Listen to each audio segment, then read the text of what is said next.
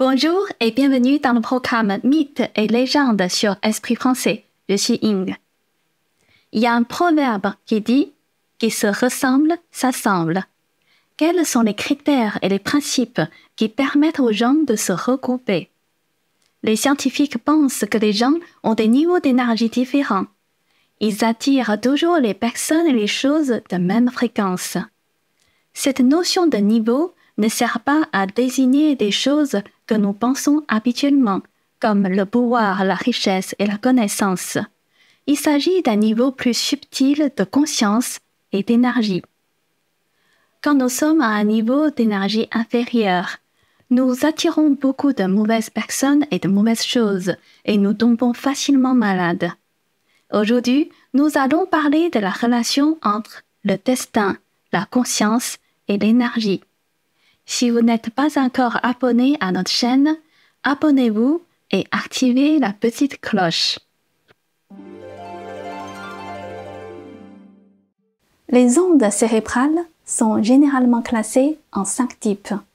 Par ordre croissant des fréquences, ondes delta, theta, alpha, bêta et gamma, qui représentent des fréquences vibratoires de 0,1 à 100 Hz.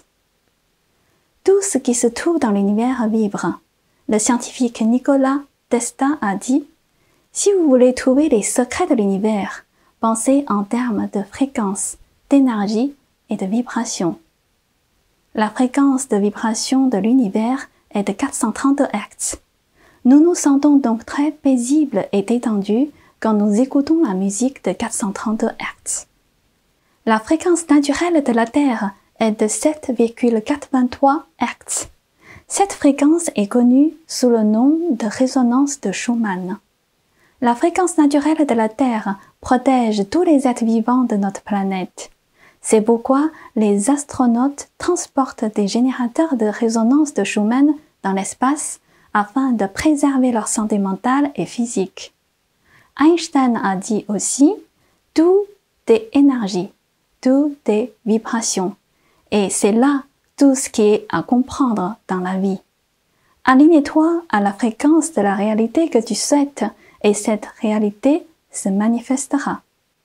Le mot émotion s'écrit en E plus motion. On peut donc comprendre le mot émotion comme énergie plus motion, comme énergie en mouvement. Par conséquent, le type de personne que vous êtes, votre personnalité, votre nature et votre comportement dépendent du type de fréquence qui domine votre cerveau. Chez certains moines tibétains, on peut détecter des ondes cérébrales super gamma et des ondes lambda. Ces ondes sont rares chez les personnes ordinaires. La fréquence de ces deux types d'ondes se situe entre 100 et 200 Hz. C'est pourquoi ces moines peuvent méditer dans l'Himalaya avec des températures extrêmement basses. En portant très peu de vêtements, ils peuvent non seulement maintenir leur température corporelle, mais aussi faire fondre la neige autour d'eux. Il y a également une onde cérébrale qui s'appelle epsilon. Il s'agit d'une onde de très basse fréquence, inférieure à 0,5 Hz. Il est possible d'activer cette onde et d'entrer dans cet état où on ne détecte ni battement de cœur ni boue respiratoire. Mais alors, pourquoi y a-t-il une telle diversité de fréquences vibratoires humaines? Qu'est-ce qui détermine ces différentes fréquences? David R. Hawkins, psychologue américain renommé, a fait 38 ans de recherche et 250 000 expériences cliniques.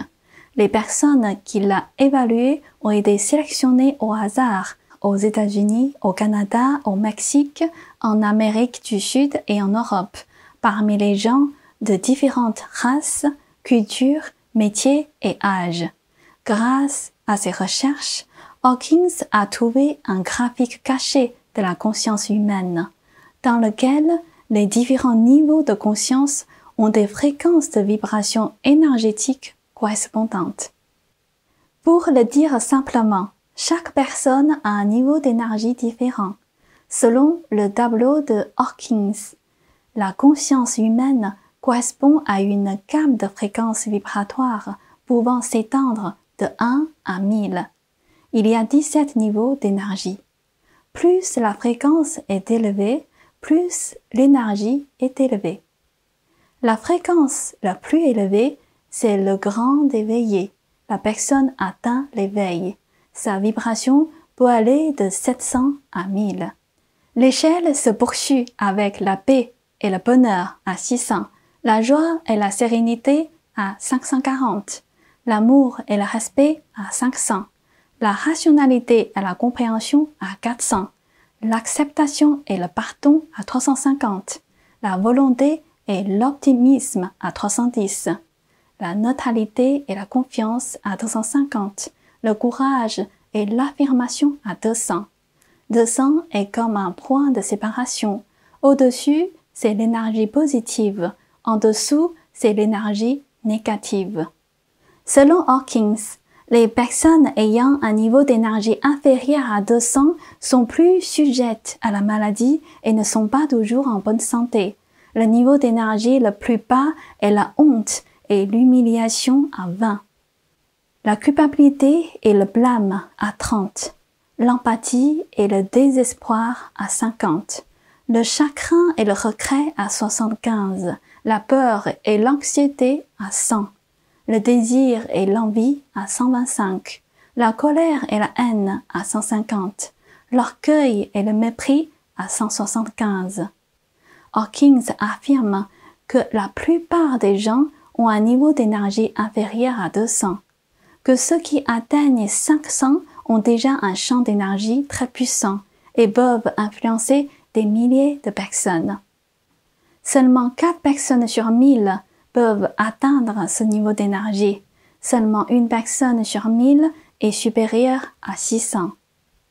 Le niveau le plus élevé que Hawkins ait rencontré est 700. Il s'agit de Mère Teresa, lauréate du prix Nobel de la paix en 1997.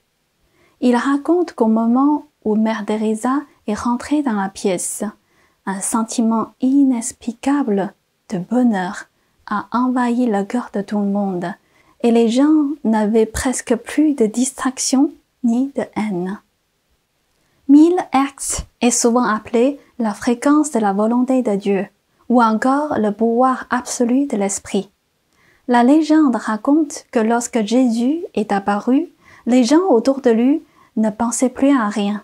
Ils n'avaient que Jésus dans leur cœur. L'esprit de chacun devenait très clair et pur. En général, le champ énergétique d'une personne ne changera pas beaucoup au cours de son existence, à l'exception des personnes qui ont été affectées par des événements majeurs ou qui ont été quittées par un grand maître. Mais la plupart des gens peuvent augmenter seulement de 5 points au cours de leur vie. De façon générale, vous attirez les gens qui ont la même fréquence que la vôtre. C'est pour cette raison que l'on dit qui se ressemblent s'assemblent. Mais alors, est-il possible pour les personnes qui vibrent à un bas niveau d'augmenter leur fréquence? Né en 1946, Mathieu Ricard est docteur en génétique à l'Institut Pasteur. Il est reconnu dans le domaine de la biologie cellulaire. Son père était philosophe, essayiste, journaliste et académicien français, et sa mère était peintre.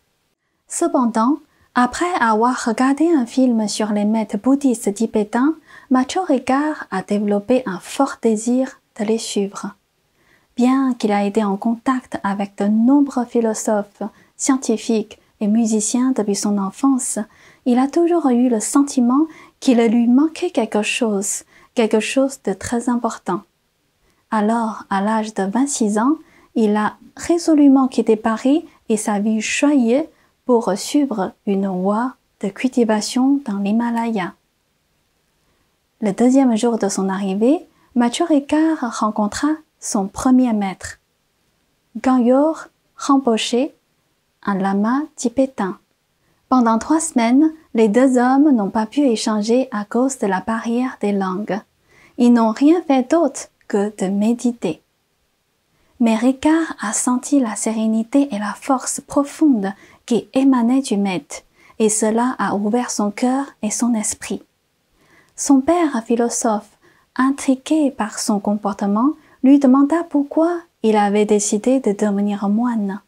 Ricard répondit « J'ai eu une carrière scientifique, mais le fait que je devienne moine ne constitue en aucun cas un rejet de la recherche scientifique.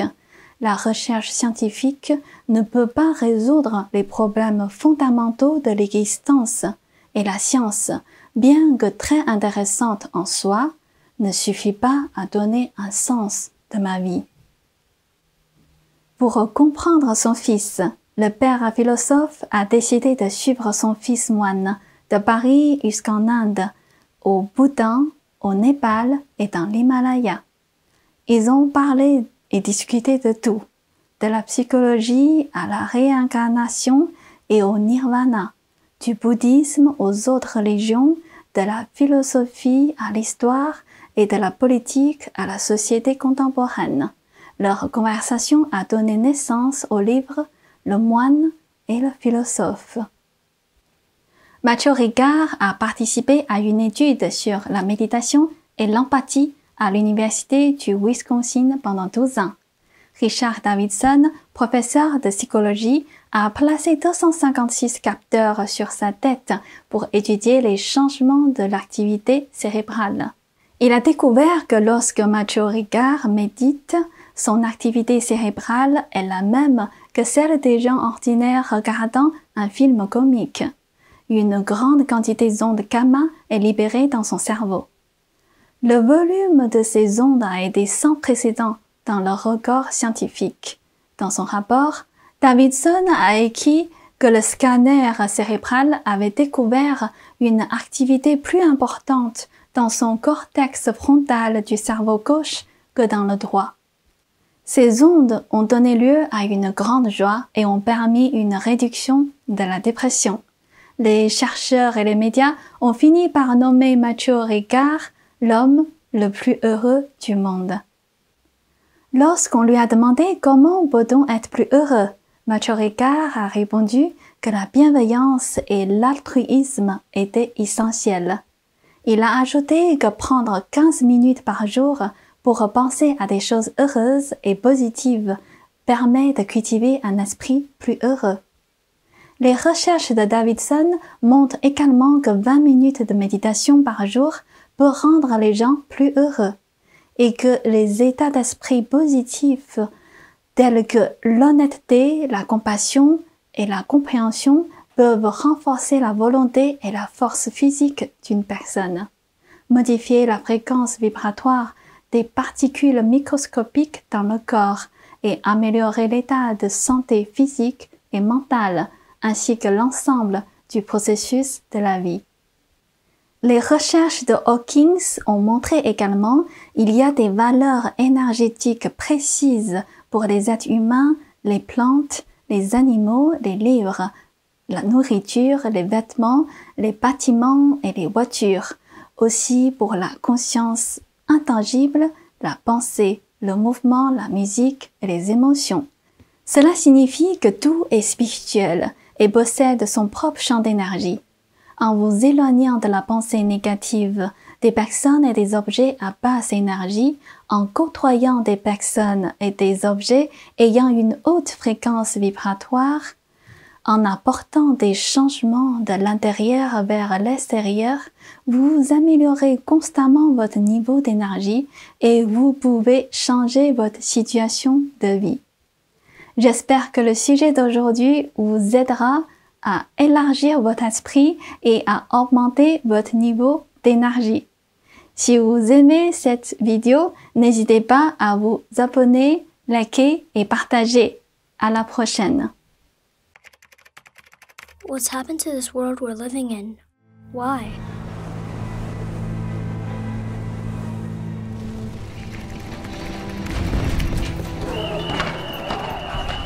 For the 4 years he has been on this earth, he has known nothing but war. Wherever I go, the things I see, I just want to turn away.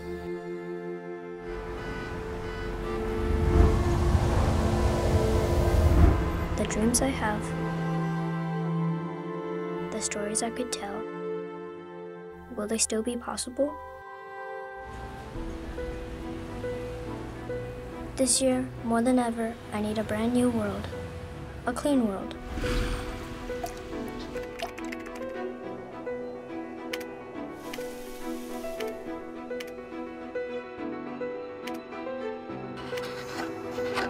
Where I can improve myself and be inspired.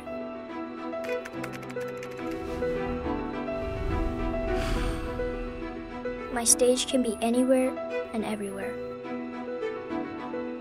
but it begins here.